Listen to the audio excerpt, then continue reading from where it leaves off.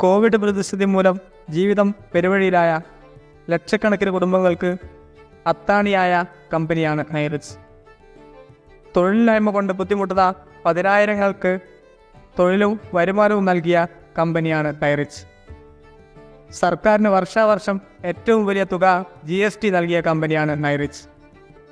വീട്ടമ്മമാരും നിത്യരോഗികളും അടക്കമുള്ള ലക്ഷക്കണക്കിന് ആളുകൾ പട്ടിണിയിലാവാതിരിക്കാൻ, അവരെ ആത്മഹത്യയിലേക്ക് തള്ളിയിടാതിരിക്കാൻ ഹൈറിച്ച് തിരിച്ചു വന്നേ മതിയാവും.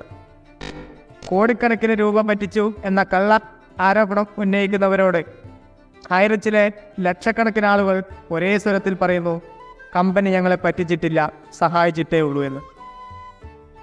ഹൈറിച്ച് കള്ളപ്പണ ഇടപാട് നടത്തിയെന്ന് പച്ചക്കള്ളം പ്രചരിപ്പിക്കുന്നവരോട് ലക്ഷക്കണക്കിന് ആളുകൾ ഒരേ സ്വരത്തിൽ പറയുന്നു, ഇത് വെറും നുണയാണ്. ഞങ്ങൾ കമ്പനിക്ക് പണം നൽകിയതും കമ്പനി ഞങ്ങൾക്ക് പണം നൽകിയതും ബാങ്ക് അക്കൗണ്ട് മുഖേന മാത്രമാണ്, എല്ലാം സുതാര്യമായാണെന്ന്. ഹൈറിച്ച് മണി ചെയിനാണ് ചെയ്യുന്നത് എന്ന് പറയുന്നവരോട് ലക്ഷക്കണക്കിന് ആളുകൾ ഒരേ സ്വരത്തിൽ പറയുന്നു, ഹൈറിച്ച് മണി ചെയിനല്ല, ഹൈറിച്ചിന് വ്യക്തമായ ബിസിനസ്സുകളുണ്ട്, കാലഘട്ടത്തിൻ്റെ ബിസിനസ് ഏറ്റെടുത്തു ചെയ്യുന്ന കമ്പനിയാണ് ഹൈറിച്ച് എന്ന്. ഈ വസ്തുതകളെല്ലാം ഇവിടുത്തെ ഭരണകൂടം മനസ്സിലാക്കണം.